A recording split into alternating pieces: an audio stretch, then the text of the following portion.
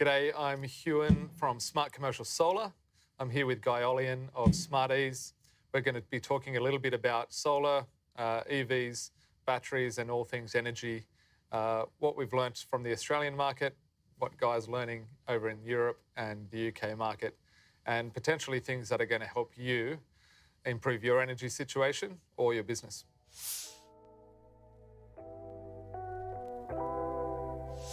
Huoun, you asked me a really interesting question before about our experience in other markets, and you guys have been here in Australia for a long time. So you just expanded to New Zealand, like us, so we're both over there, but we've just expanded to the UK, and what's really interesting is the level of solar in the UK is still in the single digits relative to here, residential sort of 33%. But on the flip side, their level of EV adoption is roughly 30%, if I'm not mistaken, of new car sales, and we're at sort of 9%.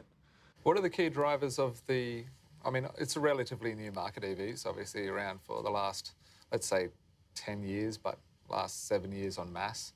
Why have they accelerated so much in EVs compared to us? So a couple of things. I think one, European government policy in particular has been far more favourable to electric vehicles. Right. You've got the European car manufacturers in your back door. And then recently, the whole energy crisis with the Ukraine war has actually radically accelerated that.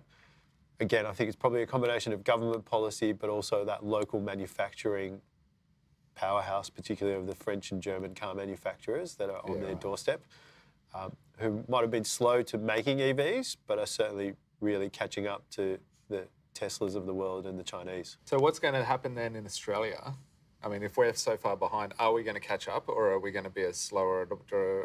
What do you see for Australia? My view is that we're a net receiver of vehicles, right? We don't manufacture them. Yeah, true. We will take what the world will give us, in essence. So whilst our government policy has been really slow, it will ultimately sort of catch up by default because effectively the manufacturers will dictate what we get. Well, I've noticed that we don't have the amount of choice. Like if you're in Germany, you can go down to the local dealership, buy a Golf EV off the shelf. Yeah. Whereas we don't even have that product in Australia. We desperately want it. I know that people are looking for these things, but every EV that comes in is immediately sold out. I've got an order in for the new Kia EV9. It's a seven-seater. I'm trying to get them to do a story with me, actually. Okay. Because it's got bi-directional, So it's going to have vehicle to grid. Yeah. So I'm really excited about that because I live off grid, which theoretically means that I can charge here in the office and then take my power home with me. But still, I'm waiting. I waited for the X. That got cancelled. I'm now waiting for the EV9, and I'm in the front runners, apparently, of the first 200. But we just don't have the choice. Why are we a backwater? Why are they not? Is it demand's too high in other markets or not high enough? So I think it goes back to two things. So one, our government policy has been, in terms of supporting EVs, has been really poor relative to subsidies, fuel standards and other such policy measures that are available in other countries have really accelerated the EV adoption. So from a manufacturer's perspective, it's been much more favourable to operate in the US and Europe because government policy really supported it, whereas here we've really kind of stayed or stuck to internal combustion engine. Okay. We will catch up, so we will continue to be a laggard, relatively speaking, for a while. Yeah. But the reality is that we will catch up because the global status quo will be EVs, right? The manufacturing, that's what I mean by we're going to be a net receiver. The manufacturers will start to only produce EVs, which means that ultimately we will only have EVs to choose from. Yeah. But in terms of a choice right now, the manufacturers choose other markets that are more appealing from a policy point of view. Right. Then we will follow. One of the questions that any listener is going to have is, can Australia's grid handle this rapid uptake of EV charging? Are we ready for that? So the reality is that you've got technology like vehicle to grid. Yeah. The amazing thing about these vehicles is that they're a huge battery on wheel. So when you think about all the solar that we currently have, where we have negative prices in a huge amount of our markets, particularly around the East Coast, South Australia, Queensland and others in the middle of summer, those batteries in those vehicles can act as literally a natural sponge to soak that up, right? Yeah. So in reality, because we've done really well in solar of having some of effectively the highest solar penetration in the world, we've got this huge amount of excess capacity, particularly in the middle of the day, which then makes a natural battery to adopt it. So I believe we will catch up. I believe it will make sense. And then in terms of the grid's capacity to handle it, that is really a matter of the technology is there to do it relatively easily. Yeah. We know about batteries on wheels being vehicles, but also there has to be some policy changes, right? So there has to be some improvements in the ability of the transmission network, which everyone knows about, to really facilitate that faster. Now, we're going to learn a lot, obviously, from Europe and other countries about the EV market, but we've got a lot to... I mean, we've led in most ways the solar revolution, right? We were the best with the cell technology, Dr. Shi, Dr. Martin Green, all established out of UNSW. Yeah. We have the most solar rooftop in the world per capita. When you're going into these other markets, are you finding that we have something real to offer? Are we providing value that they are not getting locally? Do you have an edge? So I think our understanding of the technology, our technical experience and expertise in delivering that much solar relative to other markets, and then the grid's ability to start to handle it. So at the moment, we're being challenged by that. But connection issues are rife throughout Europe. Yeah, right. So very similar, constrained of old grid technology, 100-year-old plus transmission networks that really were not built for bidirectional power, starting to find it very difficult. So the UK, for example, has come out with a 40 gigawatt target by 2030, but people just can't connect, right? So there's a government policy which is at odds with the network challenges, right? Completely incongruous, but there's a will. So will they get through it? Absolutely, but there needs to be a level of investment. The other is that these grid operators are doing their best, you could say, but the other reality is that they need to be pushed along as well. Right? Yeah, of course. So there is an inherent technology challenge that change is always difficult. But when you talk about that relationship between our experience and these other markets, the fact that we've got so much solar deployed here, that we're experiencing grid congestion issues and others, is really an unbelievable lesson to export in terms of how to do it. The other is that you then look at their level of EV adoption and the fact that they have these grid connection issues. So clearly it's working as well. Yeah. One of the other interesting parts of it is that the business models that are arising out of it. So, we're seeing companies like GridServe, who's literally taken over what used to be the historical petrol forecourt and turning it into a completely new business model where, they're creating a supermarket with an EV charging forecourt with a business lounge, right? To facilitate that kind of 40-minute to 1 hour charge window for civilian vehicles, and doing exceptionally well. And I guess, when I'm looking overseas, Australia, we don't generally believe in ourselves. Well, this is my opinion. We don't often believe in ourselves to export. Australia, as you said, a net importer. We're a net importer of everything. Australia is not really a manufacturer of anything. We're good at digging holes and exporting iron ore and coal. But you've obviously taken your business, everything that you've learned in Australia, and exporting that into the UK. That's a bit unusual. Normally we just import brains and we import cars and technology, So why do you have the confidence to work outside of Australia? So firstly, I think that lesson of we've got the highest solar adoption in the world, both at a consumer level and also now increasingly in the business space. I think that's given us an edge in our business of really understanding the market in a way that other providers do not, in terms of how to identify great EPC partners and installer partners, what differentiates them in terms of the design tools, the technologies they use, the principles they apply. I think the other side is that knowledge is much more exportable than manufacturing. And to that effect, yes, you spoke about Martin Green and others. That was almost 20 years ago now. We've probably then exported that knowledge, and now we're again a net import. So I think the next wave will be in batteries. I would really And I'd love to see the Australian battery industry flourish, and not just digging up lithium and exporting it, but actually manufacturing it on site. I think we've got some really committed individuals trying to make it happen. But fundamentally, I think there's a really big opportunity for Australia to become a substantial manufacturer of battery technologies for the world.